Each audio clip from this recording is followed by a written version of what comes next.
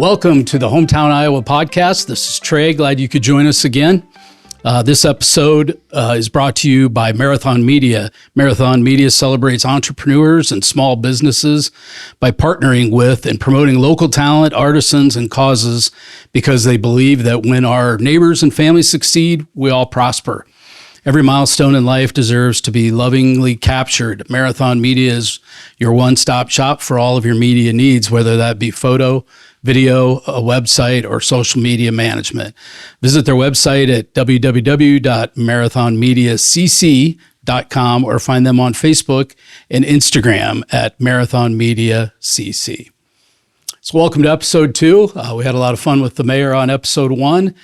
Today we have invited the superintendent of Charles City Schools, Dr. Brian Burnight. Thank you very much for joining us today. Yeah, it's an honor to be here. Thank you. Yeah, we figured we didn't really time it on purpose, but today being the first day of school, we thought what a great time to get you on. And there are a few things going on in the Charles City School District coming up that we wanted to give you a chance to talk about as well. So we always start by having you share just a little bit about yourself. Not everybody in town probably knows you, but maybe where you came from, how long you've been doing administration and things like that. Sure. So I'm a Northwest Iowa guy. I'm another River City kid. So I grew up on the Big Sioux River, Haywarden, Iowa. 2,800 friendly people. Although I think the last time the census came through, they might have counted their pets. I'm not really sure. They try to raise that number a little. But a lot of great folks over, in Haywarden. My school was West Sioux Community School District. They've had some recent success in football. One of my former teammates has done a really good job of coaching the team, and so they've had a nice run. So I grew up in that area, and then I went to school at South Dakota State University. So go Jackrabbits for my undergraduate degree. And then when I graduated, I took a long-term sub job at Mason City for a teacher who was out on maternity leave. And this was back, I want to say 1996, so a while ago. And she was out on maternity leave, and she was a science teacher. Just an amazing teacher. She had really everything planned out really well. And that was during the Dean Oliver era, if there's sports fans around here. I think they had a 7-footer over there too, and he was really good. Sorry, I can't remember his name. But some great players over in Mason City at the time. And I really enjoyed a chance to, teach in Mason City. But I was, kind of young and adventurous. So I went to the job fair at UNI. And one of the superintendents looking for employees was from California. And he had a school district that was up in the mountains with 2 ski resorts and a lake. And I said, well, I'm young and adventurous. Here I come. And he said, snow doesn't bother you? And we had 15-foot snow drifts that winter here in 96. And so I was happy to go try Southern California up in the mountains. And so that was where I met the love of my life. My wife came into my classroom the first day. And so we had both been hired to teach science about the same time. And so that's kind of where our relationship began. And then actually, about a year later, we really hit it off when we had 2 feet of snow and had our first snow day. And so that was a lot of fun, playing around on the mountain and snow skiing. So that was a great time. After 3 years in Big Bear Lake in Southern California up in the mountains, we decided our adventure would still continue. So we went to Venezuela and taught in an American International School. We brought back a souvenir, and she's 24 years old now from Venezuela. So my daughter, Kathleen, has an amazing birth certificate that has all these stamps and stickers from Venezuela. And we got 6 copies because although the people were just wonderful and warm, the government was a little crazy even back then at times. And so we did get extra copies, which was wise in hindsight. From Venezuela, we came back and took a job in Northern California as our family kept growing. And then after about 1 more year of teaching, I decided I needed to get into administration. I thought that I had some skills that might work well for administration. So I was lucky to get hired as an assistant principal at Les Hills in the San Ramon Unified School District in California. And so that was a great opportunity to be an assistant principal. Did that for 3 years, and then I started applying to be a principal. And so then I spent the better part of a decade as a principal in Discovery Bay, California, just a little further inland. This was in Northern California.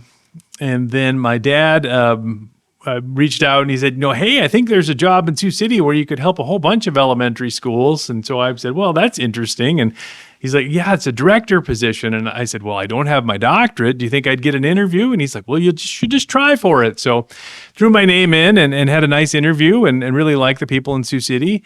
So I did that for 12 years. And then I got my doctorate during that time, finished it up in about 2018. And my wife said, we've moved a couple times. The kids are all in high school and finishing middle school, high school at that point in time. She said, you need to wait until they're out of high school if we're going to move too far. You could maybe drive a half hour if you want or something, but but we're not moving for a while. And so family's, really important, and it's the driving factor for me. So I waited until the kids were gone into college. And so then that was the time where we could move. And so this opportunity in Charles City came open. And really that 3A school size was just what I was looking for. Really, when we came into town and saw all the trees and the beautiful river and, just read about Charles City, what a rich history the community has. So we really loved the place from the start. And so I've enjoyed being here. My wife's enjoyed being here. She started teaching at IC and then now is teaching in high school over in Charles City. So we've really committed to Charles City and really enjoying our time here. So Great. You've been all over. That's interesting. I did not know that about you. So California, Venezuela. All right. So maybe for those who don't know you, share a little bit about what your leadership philosophy is. You wanted to get into administration, maybe what your skills are, what attracted you to that type of role. So I really view, a couple of things. One, I do think I'm a servant. And so people throw that servant leadership around a lot. But at the same time, I want to be transformative. So I want to work on certain areas, but as a partner with teachers and staff so that we're changing how we do things. And so that, years from now, let's say 12 years from now, I hit the point where I'd like to retire. And so at that point in time, I really would hope that we've fixed a lot of things for the better, raised student achievement year after year, put some great things in place to help kids be successful. I always think of, when you're partnering with teachers and you can begin to raise reading scores in elementary school, even if every grade level just goes up 1%, by the time they get out of elementary school with, let's say, 100 kids, that's now 5-6 kids that can read significantly better. If you can continue that trend, you get to high school and now you've helped 10, 15 kids get to the point where they can be more successful when it comes to reading for understanding. And that's really the gateway to college and career readiness, if kids can read to understand. And certainly we want to make sure we're, back to basics, really giving kids that understanding of mathematics at a high level, and then sparking a love for science. Because, whether my own children, have had interest in science, and one is working on becoming a computer hardware engineer up at North Dakota State University. I've got another one that's entering the master's program for architecture at Iowa State. And then I have another one that's following in the family business, and she's going to be a teacher, elementary education and special education. But I really think, that spark, that love of reading and that inquisitive interest in science and mathematics has really been a key for my kids to find success academically. So very good. Let's talk a little bit about the bond issue that's coming up. So I think in your role, you probably also deal with, we talked a little bit about earlier, achievement gaps. We might have kids who aren't, or a group of kids who aren't performing well. And I know that's not just as easy as saying, we'll commit more people, more time. What typically is the cycle when you see underachievement, and what kind of strategies do you use to try to raise those achievements up? I think it starts with asking, good questions about what's going on from an instructional standpoint. And so we have some nice things that are happening. We had some nice jumps in English language arts performance last year across the district at a variety of different levels. In the middle school, really impressed that 8th grade had students approaching, or that made 90% proficiency as a class. And so that's something to really be proud of, because if that group of kids can do it, yes, there's probably some exceptional 8th graders, don't get me wrong, that are now freshmen as of today. But if they can do it, why can't some of the other classes do it? Right. And so I think it's that mindset of those teachers working really hard with kids, and then really understanding, okay, what is it that the state's saying that you should know? What are the power standards? What are those key standards? And then putting in place the curriculum that supports that work. And, and getting kind of back to basics on, math and English language arts. And now writing in the elementary school, we have some cursive in the curriculum again. And that helps kids to understand how, letters and words come together. And teachers for years would tell me, well, cursive's not in the curriculum, and I want to teach writing. And I'm like, that's part of kids' learning of the language. And so, first, kids can hear sounds. And so that's that phonemic, the phonemes, and then the segments are graphemes of sounds. And so then as those things come together in the early grades, kindergarten tests look so different for early readers. They have nonsense words and sounds, and do kids understand what all the sounds that the letters make and the vowels make? But then as you get through the different grades, about the time the middle of first grade comes around, you'll see scores dip just a little in the wintertime because we add comprehension. So comprehension for these little reading passages. And then in later elementary school, we look at, well, fluency is a really good universal indicator. Can they read with tonation and prosody? And can they, as a teacher, do they not have enough? They don't have too many errors, and so then that's their speed of reading, and so that's a good universal indicator. And you combine that with comprehension, like we do, that gives you a pretty good lens into how kids are performing. Now, then the tricky question is, what do you do if they're not performing? And so we have a variety of tools to choose from. There's a variety of interventions that we have, a variety of approaches we have. So we'll try interventions for a period of time. If the kid responds well, then we keep that intervention going, or discontinue it if they've caught back up with the grade level. But if not, then we'll try another intervention. And if they don't respond after a few interventions and periods of interventions, we'll get teams of teachers together to look at the issues and the problems and go, do we need to put some more extraordinary measures in place? Maybe double up the interventions that we offer kids, or do we eventually need to evaluate and see if there's some special services that we need to provide for students. So those kind of things happen and are put in place.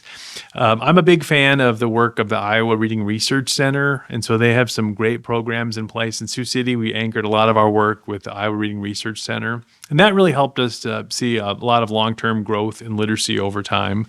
And we're lucky in Iowa that we still have that group in place, and they provide a lot of great training around the state. But we also have some great curriculum things that we've been doing, and teachers have worked on some really solid adoptions in the elementary schools for curriculum to improve curriculum. And then making sure that every day it's, standards-informed learning. So how does this link to a standard? Do I as a teacher and do the kids in that classroom understand what it is we're trying to teach, what standard we're trying to teach? Now, it could be in kid-friendly language, but it needs to be anchored to standards. And so that's something that the principals, I've been asking them about. And last year, we really made a push with staff members to begin to, put those on their boards or be able to put those in their lesson plans.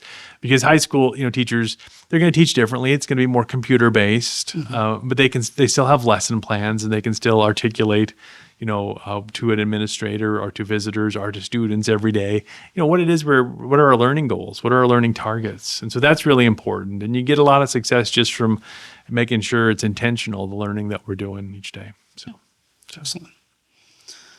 What message would you want to send parents and students? Is there a message that you try to portray each day? I think, just come to school with a positive attitude and willing to work because, through hard work, kids can learn any of the subjects that we offer, and they can master subjects at a high level. We have just some amazing standout students from Charles City over the years. Recently, we had a student get into Harvard Law School, Tate Yeager, I think it was. Yep. We've had other amazing success stories. As Jim Lumberg likes to tell, we have a student that's a coach for one of the Jacksonville Jaguars. I guess he's a strength trainer, conditioning trainer. We've had a lot of really amazing former students. Yeah. And scores have ticked up as a whole last year. And so we want to build on that.